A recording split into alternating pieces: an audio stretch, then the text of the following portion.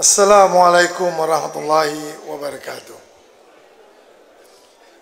Yang saya hormati Malam Kursi Tetap Yang amat berhormat Presiden UMNO, yang berhormat Timbalan Presiden UMNO, yang berhormat, yang amat berhormat Naib-Naib Presiden UMNO, Setiausaha Agung, Ahli Majlis Tertinggi, para perwakilan yang saya hormati sekalian. Pertama, saya ingin mengucapkan banyak terima kasih kepada semua perwakilan kerana pada pemilihan UMNO yang lepas, saya telah diberi peluang untuk memegang jawatan Naib Presiden UMNO. Saya ucapkan terima kasih banyak-banyak. Khususnya kepada 110 bahagian yang beri saya undi dan juga 47,624 undi yang diberi oleh seluruh bahagian-bahagian di dalam negara. Saudara, tuan-tuan dan puan-puan, saya melihat perbahasan hari ini, saya menjadi lebih confident apabila saya tengok semua perwakilan ini believe, percaya bahawa UMNO akan kembali berkuasa. Tapi sebelum itu, saya nak tuan-tuan lihat, ada statistik ini yang saya nak bagi untuk kita sama-sama tengok dan kemudian apabila kita balik, kita analisa statistik ini. Pada PRU 11, ini saya cerita UMNO saja. Saya tak cerita pasal BN, saya cerita UMNO saja. Pada PRU 11, kita menang 109 parlimen. Tapi bila PRU 15 tiba, kita menang hanya 26. Daripada 109 jatuh ke 26. Kemudian saya nak bawa tuan-tuan lihat 3 parti, iaitu DAP, PAS dan PKR. Kerana apa saya pakai 3 parti ini? Inilah parti yang kita anggap lama dalam negara kita. Kalau kita tengok DAP, pada PRU 11 mereka hanya ada 12 parlimen. Bila tiba PRU 15, mereka meningkat menjadi 40. Kita 109, tinggal 26, mereka daripada 12 menjadi 40. Kemudian kita tengok PAS. Pada PRU 11, mereka ada 7 sahaja. Tetapi pada PRU 15 yang lalu, mereka mempunyai 49 ahli parlimen. Mari kita tengok PKR. Pada PRU 11, PKR hanya ada 1 parlimen. Tetapi pada PRU 15, mereka ada 31 parlimen. Kita lihat DAP, PAS dan PKR. Ketiga-tiga parti ini, kalau kita ambil jumlah kemenangan dia, 40 DAP, 49 PAS dan 31 PKR. Ketiga-tiga parti ini pernah menubuhkan gagasan Pakatan Rakyat. Kita ambil PRU 15 ini, dia ada 120 parlimen. Dia tak perlu mana-mana parti lain. Tiga-tiga ini boleh tubuhkan kerajaan. Sebab itu saya bersetuju dengan Presiden UMNO. Apabila kita berdepan dalam situasi sebahagian daripada mereka ini tidak boleh mewujudkan kerajaan, maka Presiden Parti telah buat keputusan bahawa kita kena bersama-sama dengan kerajaan ataupun Parti Pakatan Harapan ini semata-mata kita nak memastikan bahawa negara kita ini terus ada kerajaan. Sebenarnya tuan-tuan dan puan-puan, yang paling penting kita study rekod ini, sejarah ini, kedudukan mereka ini. Kita lihat DAP, PKR dan PAS konsisten dia meningkatkan undi dia dalam parlimen. UMNO konsisten juga, tapi 109 konsisten dia menurun sehingga menjadi 26. Jadi siapa nak dipersalahkan ni? Sebenarnya semua daripada kita ini kena bertanggungjawab. Sama ada top 5 ke, ahli majlis tertinggi UMNO ke, ketua bahagian ke, timbalan ketua bahagian ke, naib ketua bahagian ke, ketua pemuda atau ketua putri, ketua wanita, semua daripada kita ini sebenarnya bertanggungjawab. Dalam masa 19 tahun, kita diamanahkan menjaga parti ini hanya tinggal 26 parlimen saja. Tuan-tuan, kalau ikut logik macam pembahas daripada Kedah sebut tadi, memang tak ada logik. 191 bahagian, 3.5 juta ahli, 21,000 cawangan, infrastruktur terbesar dalam negara kalau kita bandingkan dengan mana-mana parti politik yang saya sebut tadi. Sebab itu dalam konteks ini,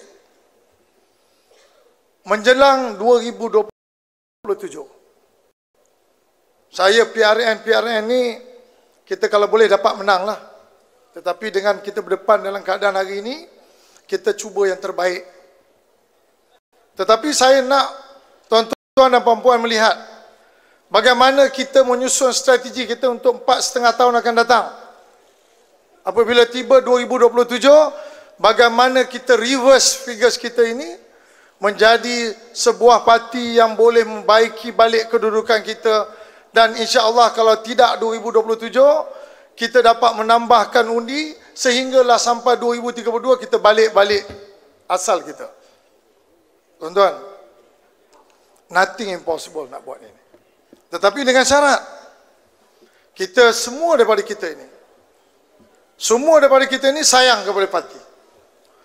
Kalau kita nak menang, every one of us mesti tanamkan dalam jiwa kita, iaitu satu mentality, kita panggil winning mentality. Mentality untuk menang. Jadi nak mentality untuk menang ni tuan-tuan,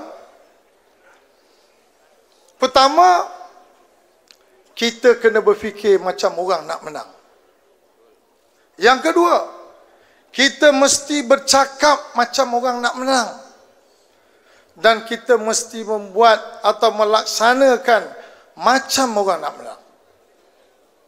Jadi, mentaliti untuk menang ini sangat penting, bukan sahaja kepada top 5, bukan sahaja kepada ahli majlis tertinggi UMNO, bukan sahaja kepada ketua-ketua bahagian, tapi dia kena sampai kepada cawangan-cawangan dan sayap-sayap di cawangan-cawangan kita semua ini.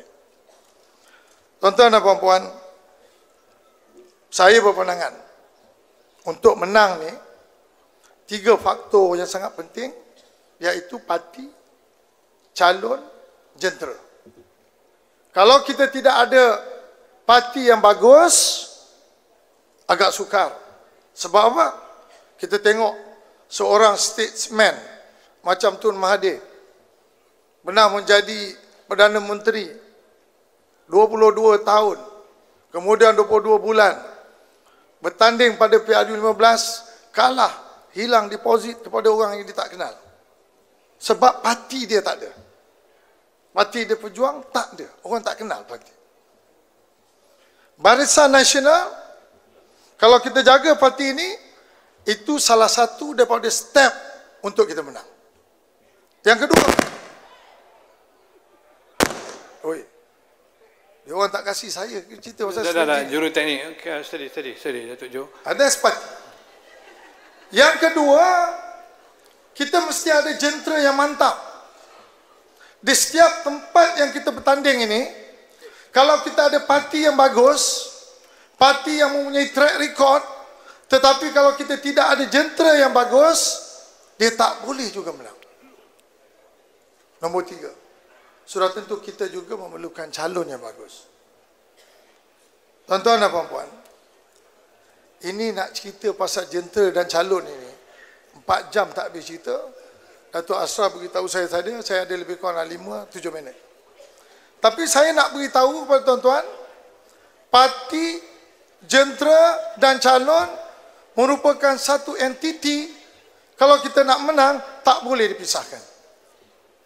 Kalau ada elemen-elemen yang tak puas hati dalam kedudukan jentera kita, kena resolve cepat-cepat. Sebab kita nak berjalan ni 4,5 tahun. Jangan kita susun jentera kita bila parlimen bubar, agak impossible kita nak buat benda ni. Begitu juga Datuk Seri Presiden, saya nak cadangkan, kita sebenarnya parti UMNO kita ni ada unik sikit. Kalau kita nak pilih calon bertanding, kadang-kadang lagi 2 hari lagi nak nomination baru kita bagi tahu orang. Tapi hari ini kita duduk dalam kedudukan yang kalah. Kalau kita boleh identify calon-calon yang nak bertanding ni, kita letakkan mereka, kemudian kita bagi tahu mereka, dalam 4,5 tahun ini, every year kita review dia punya performance. Kalau dia tak perform dalam masa setahun, kita boleh cari calon lain. Tetapi yang paling penting, kita kena identify dia dulu. Dan apabila kita nak identify mereka ini, sudah tentu kalau ketua bahagian ada, kalau ketua bahagian tu hebat, calon winnable, calon wali yang seperti Presiden sebut, tak ada masalah.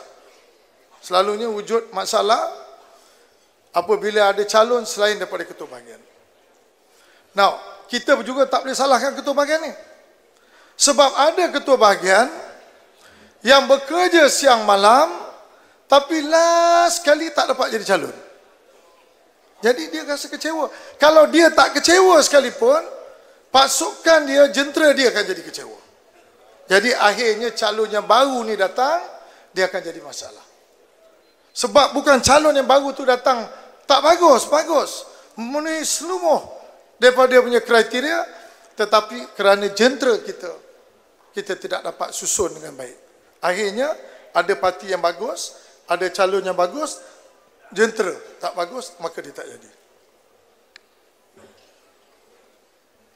Dan akhir sekali, Datuk Seri Presiden kena beritahu semua pada calon-calon kita yang nak tanding PRN ini, bahawa sebenarnya UMNO kena tanamkan satu sikap, bahawa dalam pertandingan pilihan raya ini tidak ada seat selamat, tak ada kursi selamat, parlimen pun tak ada kursi selamat. Macam kita selalu sebut-sebut kursi selamat ni, tidak ada lagi kursi selamat. Semua kursi ini semua kursi tak selamat. Jadi kalau nak selamatkan kursi itu, kitalah yang menyelamatkan kursi itu. Tuan-tuan dan puan-puan, saya cukup setakat itulah. Tetapi cuma saya nak sebut sikit fakta-fakta ekonomi ni. Kalau saya tak sebut, dia tak komplit.